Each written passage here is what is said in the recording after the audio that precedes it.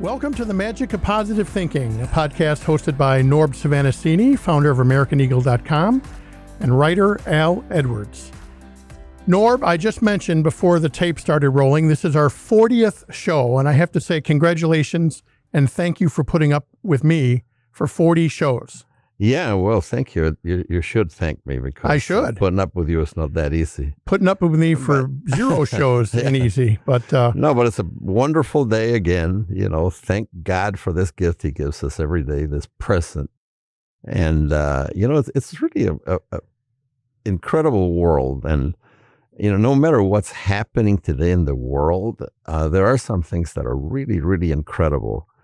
I had the pleasure of meeting a lady, actually a Catholic nun, a few years back, who she didn't found Misericordia homes in the Chicago area, but she was the lady who ran it for around 50 years or something. The administrator of it. The administrator. Yeah. And this is just a wonderful, wonderful lady. And, we always talk about how we have the power to do great things. And I know that Al here always talks about how, these people like Ford and Edison and they're all regular people, Right. and what we choose to do with our lives is really up to us. Well, this lady chose, to have a life of religious teachings, and then she took it upon herself to run this incredible place that takes care of really invalids. And I'm talking the point from people that, have learning disabilities. And she has a complex, 37 acres that might sound kind of corny, but it looks a lot like a picture out of a Hollywood stage. Wow. With homes and apartments and hotels and really, really interesting setup. And there's a lot of people that are self-sufficient. They live within the community.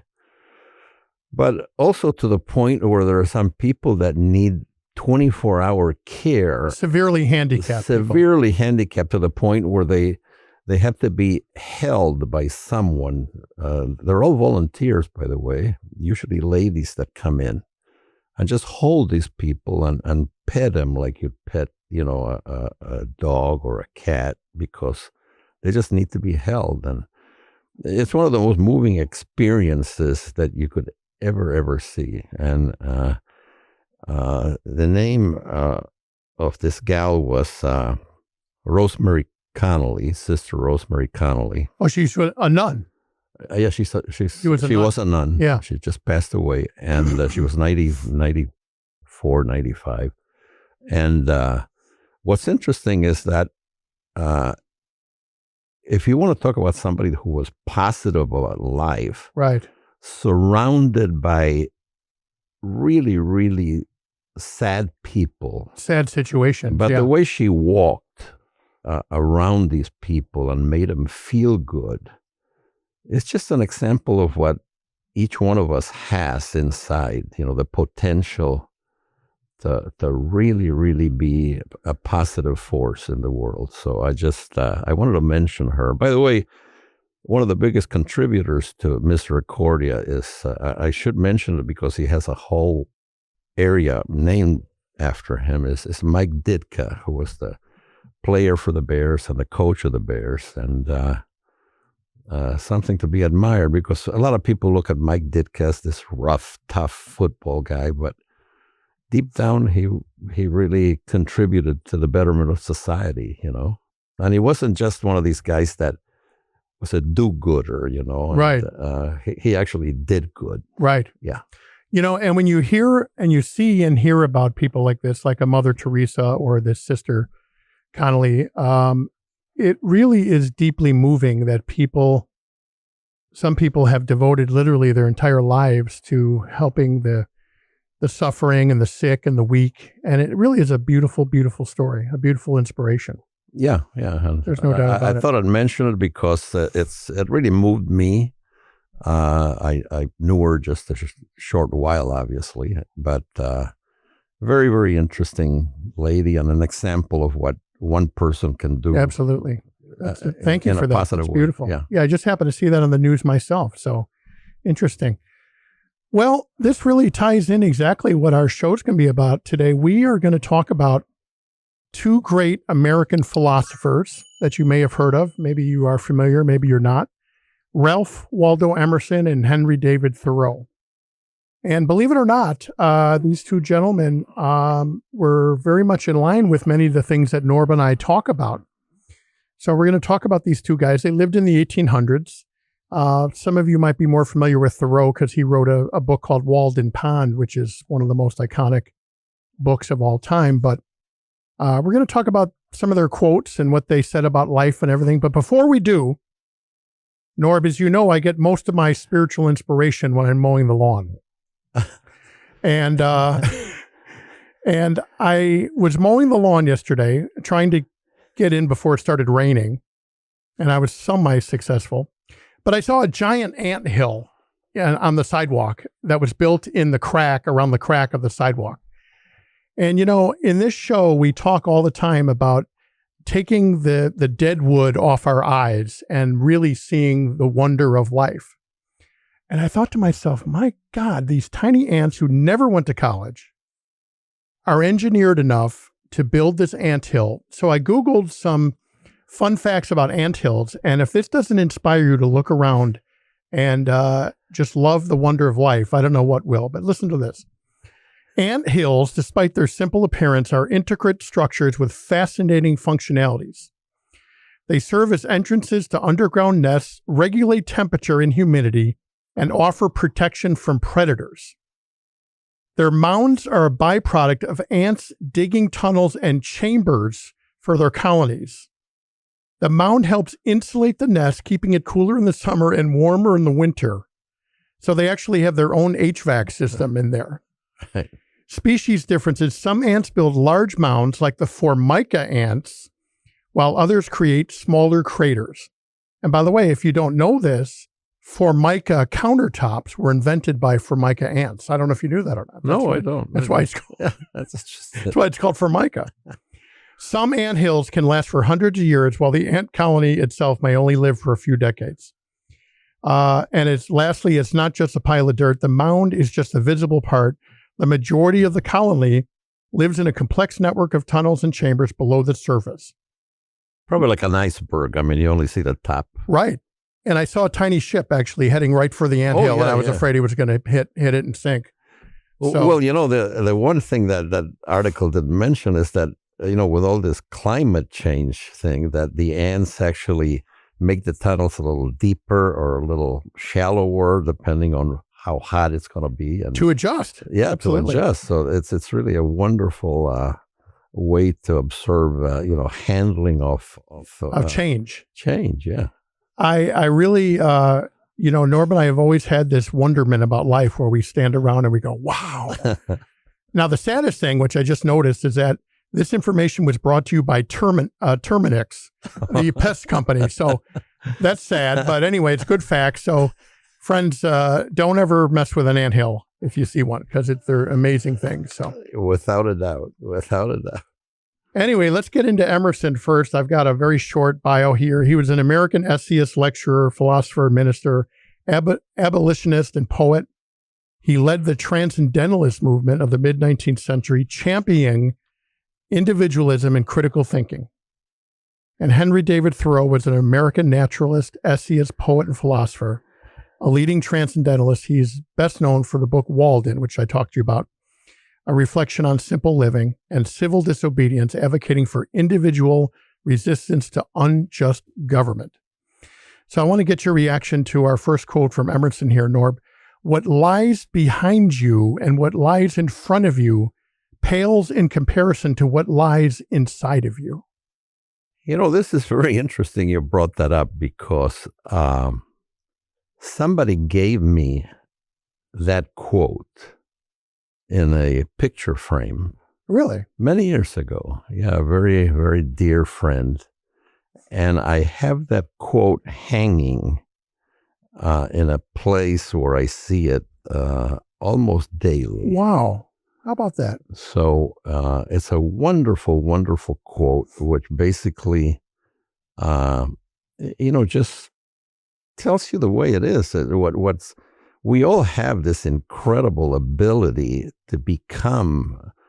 We were talking about this Sister Rosemary Connolly, and what this woman did is just incredible. I mean, a lifetime of devotion to really, really helping humanity. Not helping humanity the way some people think, like marching or no. She actually, rolled up her sleeves and actually did something.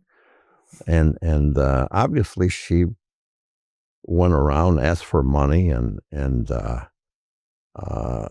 got it. And what she did is just spectacular, and I'm sure it'll last for many, many, many years because it's very well respected, very well funded, and it's just a great thing. So that Emerson quote is means a lot to me. Yeah, it's a beautiful, beautiful quote. It really is, and I love this next one. And I think I'm sure you've heard this, but I know you're going to love this one. To be yourself in a world that is constantly trying to make you something else is the greatest accomplishment. Yeah. And, we always talk about this. I think that one of the things about, I was thinking about this also. When you think about, the Earth's been here for millions of years, okay? And the humans have existed, and there's all kinds of theories, whether it's 100,000 years or 1,000,000 years. It really doesn't matter. But when you think about our existence, it's a very, very short period. And if you're lucky, you live till your 80s, your 90s, and not even a drop in the ocean. Just nothing. I mean, it's just nothing. And we all take it like if we can actually change the basic laws of nature. And one thing that I've learned is with all the predictions since, the Roman times and the Greeks and all these predictions, are basically humbug, if you want to call it that. Right. But, a lot of people become famous by making these predictions and trying to solve problems that really are non-existent. So if we have a purpose in life is to, take, the squeeze the lemon juice out of life, if you want to call it. And it's wonderful. And this is a gift. It really is a gift. And the reason we're here, I mean, when you think about all the probabilities, all the generations that have preceded you, and the amounts of all kinds of cells that have been produced to produce us through the centuries and stuff, millions and billions of them. What you are is so incredible that you cannot even figure it out mathematically. Right. It's that big. The numbers are just astronomically big. So look at it as a gift. And we have a lot of problems today. We have a lot of, you listen to the news. We talked about this, and I give Al a lot of credit because he hasn't watched the news for a long time. And I've started not to watch the news. I mean that I watch anything but the news because it's just so depressing. And you know what? So what? So, people are fighting. People have been fighting all over the world for centuries, for anything. Right. And sometimes I think the purpose of a person is just to escape these nut jobs that are the leaders of nations that, go to war for nobody knows why after a while.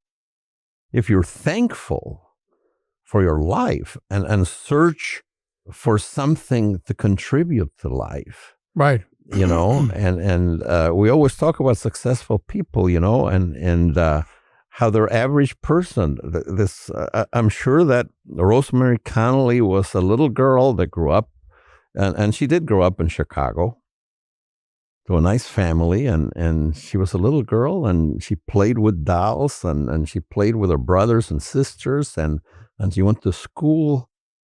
And sometime in her life, she got this spark of doing something really good, you know? And I'm not talking about people that are do-gooders, that do good things because they think they're good and Right. it's a trend. No. Right. This is somebody that rolls up their sleeves and actually does something, you know? Right. So, and one of the things about Emerson and Thoreau that, you know, Americans do not appreciate their philosophers. And these guys have been around almost 160 years, something like that. It's incredible, the stuff they said. You know, one of them is, this is something, you know, Emerson, love the day. Just think how beautiful that is. Love the day. That's it? Love the day? Love the day. Wow.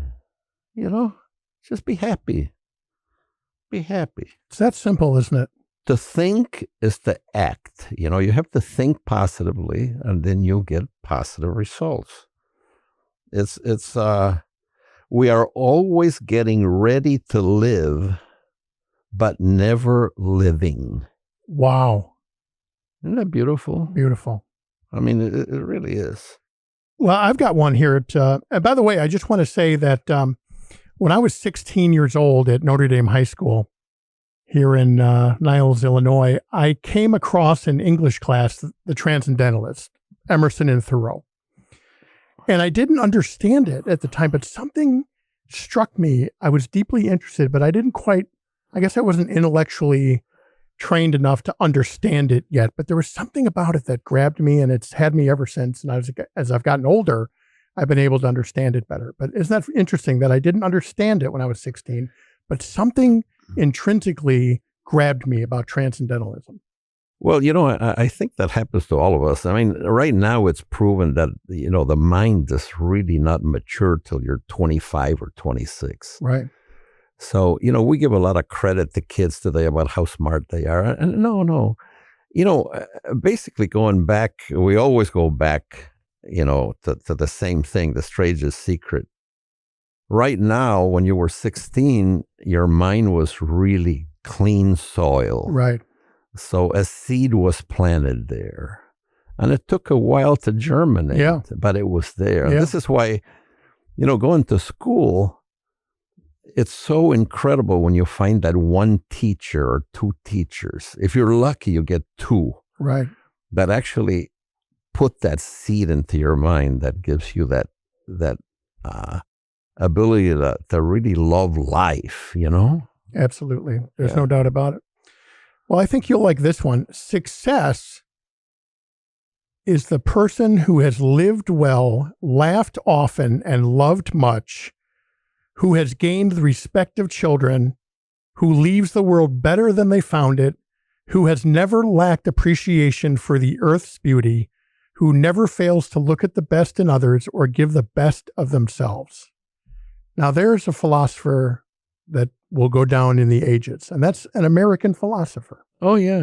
And you know, these guys were pure. You have to understand, like you said, they were American. I mean, if you go to the Greeks or Romans and a lot of other philosophers of all nationalities, they all have deep thoughts. But I think that Emerson and Thoreau were really like country folk. You know? Everyday philosophers. Yeah. Things that made sense, that they weren't like deep thinkers. No, you don't have to be a deep thinker. Right. You know, simplicity is probably the greatest asset that you can have. And the most difficult, ironically. Right. Yeah, right. Well, and I found that actually, and I know it's so funny. Norb and I are so alike in so many ways. He and I both studied philosophy in college. And now you know, friends, why I sold insurance for 24 years, because I have a degree in philosophy. But that was a great education too. And if you look at the great, you know, the Greeks like Plato and Aristotle, and it's all very esoteric, right, Norb? It's all kind of up in the sky, but this stuff you can apply to your life right now. Yeah, it's simple. Yeah, you know, and I think that's one of the greatest things about the United States is that the United States, other countries, especially Europeans, look at us as, basically, and I'm not insulting Texans here, but as Texans, that simple people that ride the horses and they have a gun at their side and they're not sophisticated. Right. They don't know what how to eat The caviar and all this stuff, and they like burgers and fries, and right. And I think that's one of the great things about America is the simplicity of appreciating just simple stuff. You don't have to be sophisticated. The people that I have grown to admire the most in life, and I truly include you in this list, at the top of this list, are just down to earth, regular, humble, just people that can laugh at themselves and love life. Yeah, and it goes back to, my grandmother's great statement. That's one of my guiding things. Everybody poops, and the person that eats escargot and caviar poops just as much as the guy with a burger and fries, If I'm not mistaken, her exact quote was, "Everyone makes caca." Yeah, is that right? Right. Yeah. That's even better. That's a bumper sticker there, and friends. you talk about a seed planted in the brain. Right. I mean, that one sprouted really fast. Well, and tell us upon what occasion your grandmother said that to you. Well, we've said this before, and I hope it doesn't bore some of the listeners, but we were watching Queen Elizabeth coronation in 1952, and I made the statement that must be a real important person, and that's when she came up with. And you were 11 years old, 10 or 11 years old. Yeah, and it's amazing because it had an impact to this day. It kind of levels the field like nothing else. So. Here's 11-year-old Norb in Argentina, right? Yeah, yeah. Okay. And black and white TV, they're watching the coronation of Princess Elizabeth, who later became the Queen Elizabeth This was the coronation. Yeah, coronation. Yeah. And you said to your grandmother, boy, she must be very important. And she looked at you and probably said it in Spanish, right? She said, oh, yeah. She didn't know English. Yeah. Norberto, everybody makes caca. Yeah. And that was like a life-changing moment for you. Totally. Yeah.